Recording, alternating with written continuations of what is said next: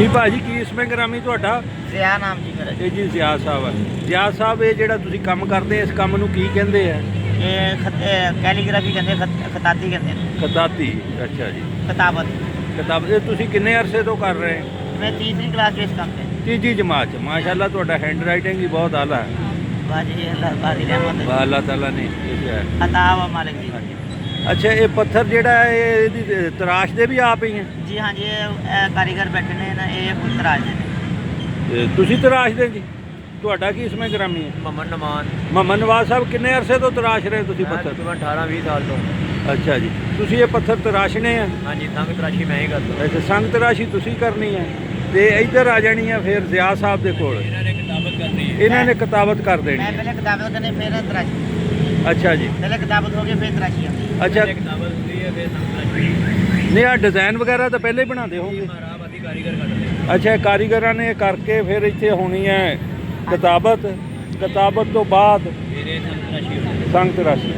ਅੱਛਾ ਇਸ ਦੌਰ ਦੇ ਵਿੱਚ ਜਦੋਂ ਮਹਿੰਗਾਈ ਕਹਿੰਦੇ ਆਮ ਆ ਹਾਂਜੀ ਤੇ ਇਹ ਮੇਰਾ ਖਿਆਲ ਹੁਣ ਜ਼ਿਆਦਾਤਰ ਕੰਮ ਤੇ ਕਬਰਾਂ ਦੇ ਕੁਤਬਿਆਂ ਦਾ ਹੀ ਰਹਿ ਗਿਆ, ਜ਼ਿਆਦਾ ਕੰਮ ਹੋਈ ਬਾਕੀ ਤਾਂ ਮੁੱਕ ਗਿਆ ਕੱਟ ਗਿਆ। ਤੇ ਇਹਦੇ ਨਾਲ ਰੋਜ਼ੀ ਰੋਟੀ ਚੱਲੀ ਜਾਂਦੀ ਹੈ।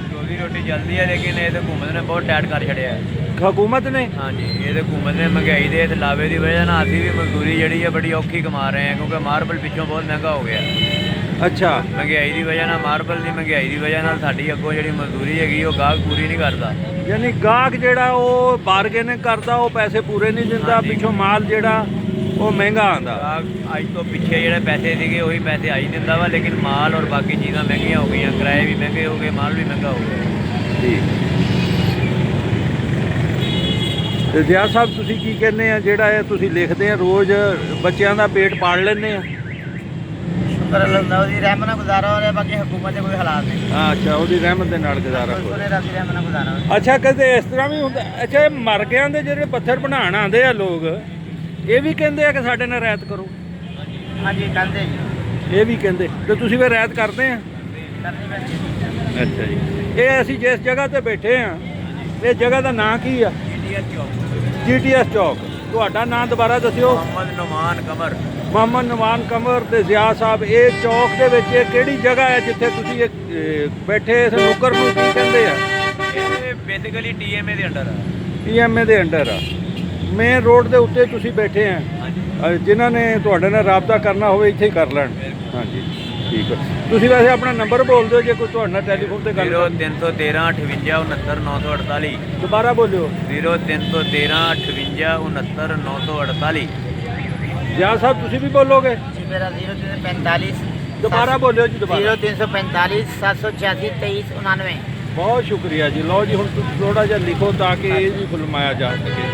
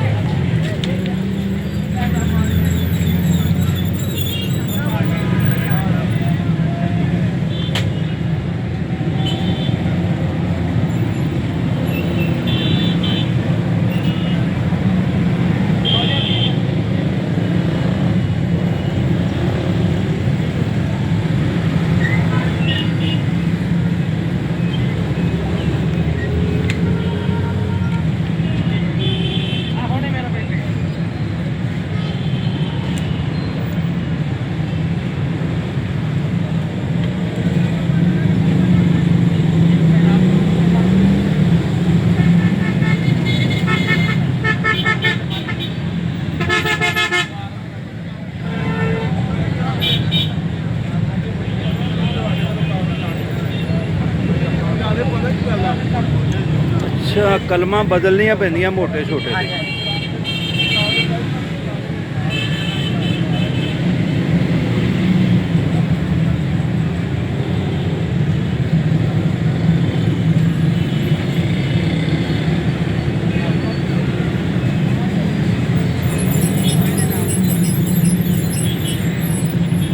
ਉਹ ਜਿਹੜੇ ਭਾਈ ਬੈਠੇ ਕਾਊਂਟਰ ਤੇ ਉਹ ਤੁਹਾਡੇ ਆ ਜਾਂ ਹੋਰ ਆ ਕੰਪਨੀ? ਹਾਂਜੀ ਇਹ ਨੇ ਉਹ ਮਾਲਕ ਨੇ।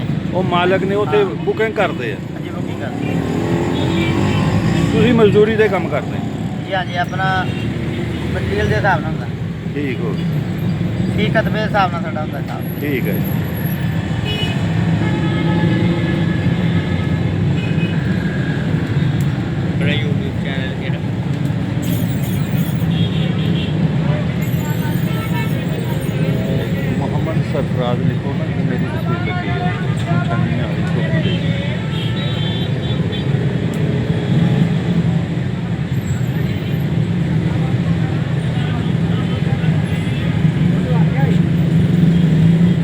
ਮਾਸ਼ਾਅੱਲਾ ਜੀ, ਕਿਆ ਮੋਤੀਆਂ ਵਾਂਗੂ ਲਿਖਦੇ ਤੁਸੀਂ।